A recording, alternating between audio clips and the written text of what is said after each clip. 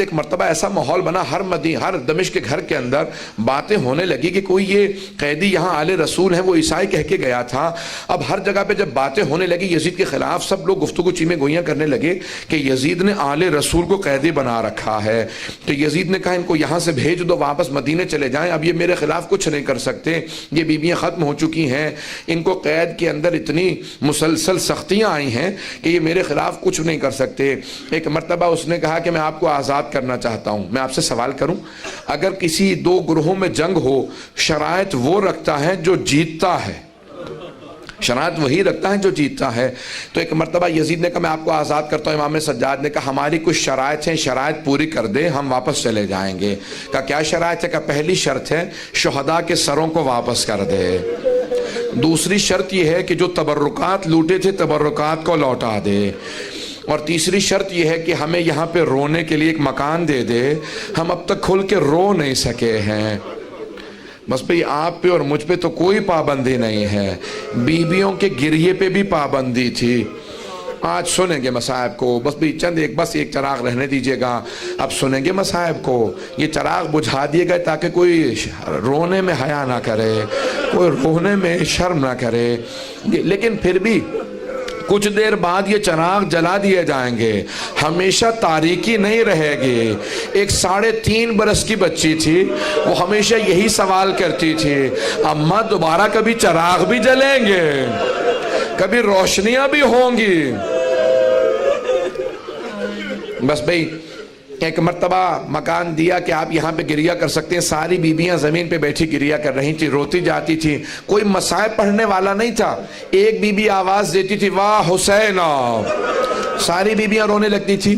جب خاموش ہوتی دوسری بی بی کہتی واہ عباسہ، پھر جب خاموش ہوتی کوئی بی بی کہتی واہ علی اکبرہ، پھر کوئی کہتی واہ علی اصغرہ، واہ قاسمہ۔ بس شہداء کے نام آتے تھے، مصائب ذہن میں آ جاتے تھے۔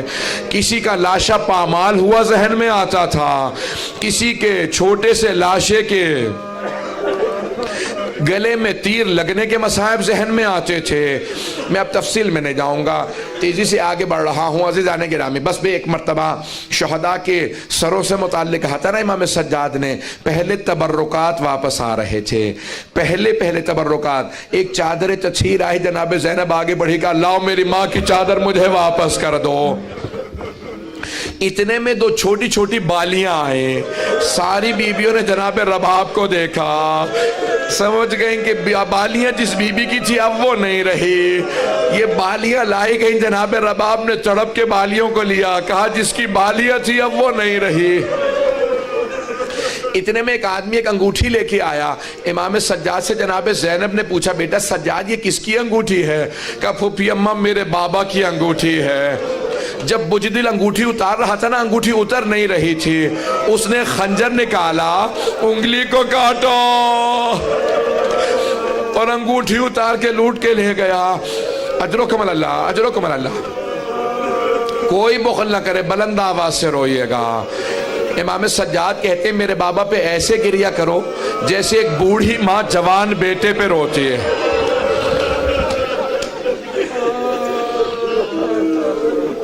بس بھئی تبرکات کے میں نے سارا چھوڑ دیا مضمون، بہت تیزی سے آگے بڑھ رہا ہوں۔ تبرکات آ چکے، اب ایک مرتبہ شہداء کے سر واپس آنے لگے۔ پہلا جو سر آیا بڑا ننھا سا سر تھا، جناب رباب نے اپنے برقعے کا دامن پھیلایا کہ اللہ علی اصغر کا سر مجھے دے دو۔ بی بی نے کچھ دیر سر لے کے گریہ کیا، پھر ایک سوال کیا علی اصغر اب مثلوں کا تنہر، بیٹا کہ تجھ جیسے بچوں کو بھی نہر کیا جاتا ہے؟ بیٹا اونٹوں کو نہر کیا جاتا ہے۔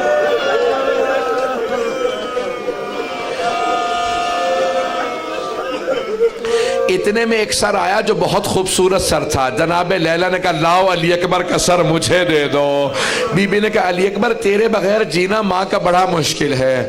اتنے میں ایک سر آیا، جناب ام فروہ آگے بڑھی، سر کو لینے کے بعد کہا قاسم جب آپ خیمے سے گئے تھے آپ کے چہرے پہ گھوڑوں کی ٹاپوں کے نشان نہیں تھے۔ بس بھئی سر آتے رہے۔ اتنے میں ایک سر آیا، اسے نیزے سے نہیں اتارا گیا تھا، اسے ایک تھیلے سے نکالا گیا تھا۔ جناب ام کلثوم آگے بڑھی کہا لاؤ عباس کا سر مجھے دے دو۔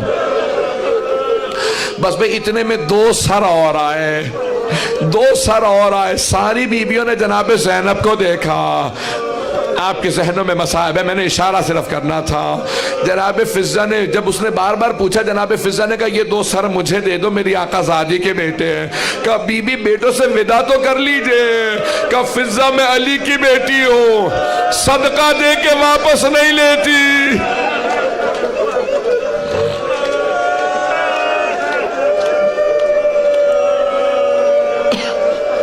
بس بھئی ایک مرتبہ ایک ایسا سر آیا، ساری بیبیاں تعظیم میں کھڑی ہو گئیں. جناب زینب آگے بڑھی کہ لاؤ میرے ماں جائے حسین کا سر، مجھے میرے بھائی کا سر دے دو. ساری بیبیوں نے حلقہ باندھا،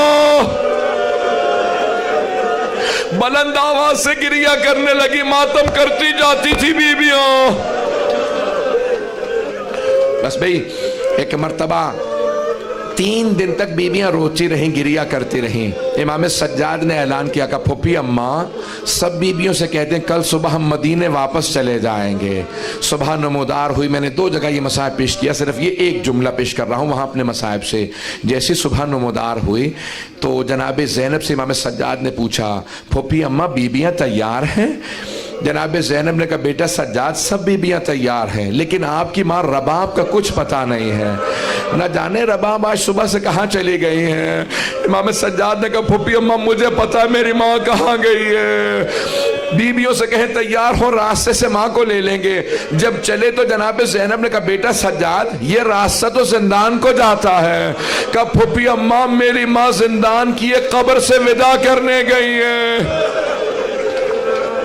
جیسے ایک ماں بچے سے لپٹ کے روتی ہے نا، جناب رباب قبر سے لپٹی ہوئی تھی، بار بار کہتی تھی سکینہ تمہیں سب سے زیادہ شوق تھا مدینے جانے کا، بیٹی اٹھو ہم مدینے جا رہے ہیں. امام سجاد آگے بڑھے، ماں کا بازو تھاما. جناب زینب نے بازو پکڑا کر رباب جو چلے جاتے ہیں ان کے ساتھ دنیا سے نہیں چلے جاتے، رباب صبر کرو. بس بھئی اٹھی بیویاں چلیں. ایک مرتبہ جیسے دمشق سے قافلہ باہر آیا نا تو جناب زینب نے آواز دی بیٹا سجاد ذرا قافلے کو رکوا دیجئے. قافلہ رک گیا. بی بی نے ساری بیبیوں سے کہا، جناب زینب نے بیبیوں ذرا دوبارہ دمشق کا رخ کرنا. سب بیبیوں نے دمشق کا رخ کیا. جناب زینب نے ہاتھوں کو اٹھا کے کہا کہ بیبیوں گواہ رہنا، سکینہ میں چھوڑ کے جا رہی ہوں، بیٹی میں وعدہ کرتی ہوں میں واپس آؤں گی. بس بھئی سب بیبیاں تڑپنے لگی، رونے لگیں. امام سجاد نے قافلے کو دوبارہ چلا کر قافلے کو چلا دو. ایک ایسا مقام آیا کہ جہاں پہ جو قافلے کے ساتھ چل رہا تھا اس نے آواز دی کہ سید سجاد ہم ایک ایسے مقام پہ ہیں یہاں سے راستہ مدینے بھی جاتا ہے کربلا بھی جاتا ہے، بس کربلا کا نام سننا تھا. ساری بیبیاں تڑپنے لگیں کہ سجاد ہم لاشیں چھوڑ کے آئے تھے، ہمیں کچھ دیر کے لیے کربلا لے چلو، ہم قبروں کی زیارت کرنا چاہتے ہیں. امام سجاد نے کہا ہمیں کربلا جانا ہے. کربلا چلنے لگے. جب راستے میں کربلا کا نام آیا ہر بیوی تڑپ رہی تھی. کسی کو اپنا شہید یاد آتا، کسی کو اپنا بچہ یاد آتا، کسی کو کوئی یاد آتا، کوئی بھائی کو یاد کر رہی تھی. ہر بیوی تڑپ رہی ہے. وہاں جناب جابر عطیہ رسول خدا کے صحابی کے ساتھ دونوں صحابی پہنچے.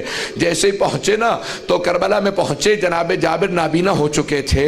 عطیہ سے اپنے غلام سے کہا کہ مجھے حسین کی قبر پہ لے چل. کہا قبور ہیں لیکن نام نہیں لکھے ہوئے، پہچانا نہیں جا رہا کون سی قبر کس کی ہے.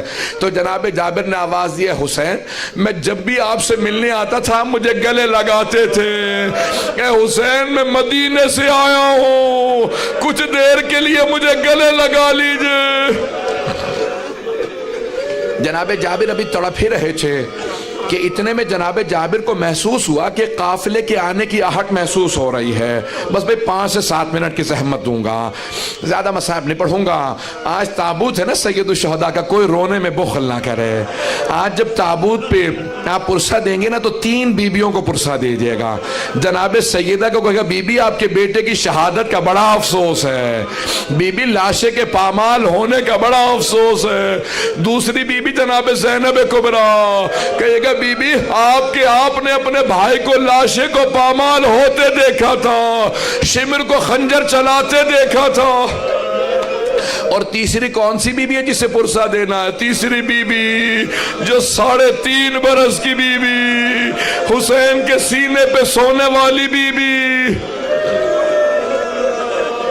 اجرکم اللہ، اجرکم اللہ۔ بھئی تھک تو نہیں گئے آپ لوگ؟ مسلسل رونا بڑا مشکل کام ہے آپ مسلسل رونا نہیں، مسلسل رونا جناب زینب کا کام ہے، یہ مسلسل رونا سید سجاد کا کام۔ ایک مرتبہ جابر نے جب آہٹ محسوس کی کوئی قافلہ آ رہا ہے، فوراً عطیہ سے پوچھا کہ ابھی قافلہ آ رہا ہے، قافلہ کس کا ہے؟ کہ اگر یہ میرے مولا سجاد ہوئے میں تجھے آزاد کر دوں گا۔ ایک مرتبہ غلام نے پوچھا اپنے مولا کی کوئی علامت تو بتائیں، کہ میرا مولا 23 برس کا جوان ہے، میرا مولا بڑا قداور ہے، میرے مولا کی کمر بڑی مضبوط ہے، میرے مولا کے بازو بڑے مضبوط ہیں۔ غلام نے دور سے دیکھا کہ یہ آپ کے مولا نہیں ہے، کہ کیوں کہ ان کی داڑھی سفید ہے، کمر جھکی ہوئی ہے۔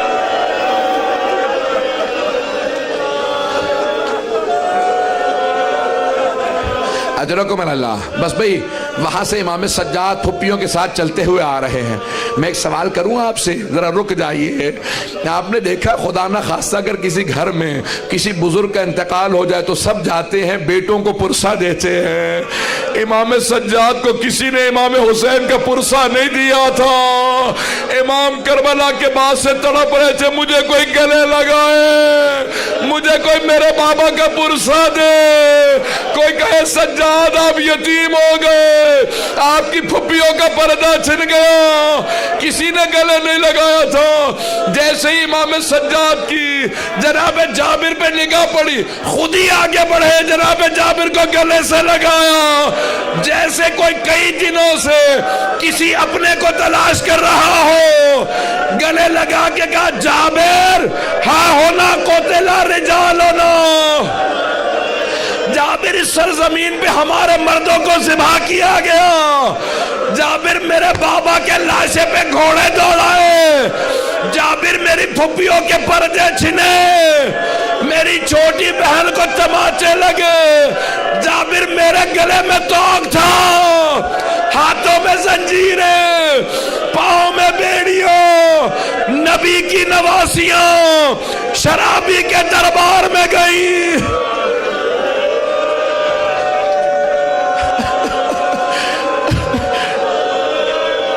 جناب جابر تڑپنے لگے، رونے لگے بلند آواز سے۔ جب بہت روئے تو جناب امام سجاد نے کہا جابر میں آپ سے کہوں گا کچھ دیر کے لیے دور چلے جائیے۔ جناب جابر نے کہا مولا میں تو نابینا ہوں، کچھ دیکھ نہیں پاتا، میں کچھ نہیں دیکھ سکتا، اپنی پھپھیوں کو بلا لے۔ مولا نے کہا جابر آپ دیکھ نہیں سکتے، سن تو سکتے، ابھی میری پھپھیاں بیان کریں گی، کوئی کسی قبر پہ گرے گی، کوئی کسی قبر پہ، جابر ذرا دور چلے جاؤ، میری پھپھیاں بیان کریں گی۔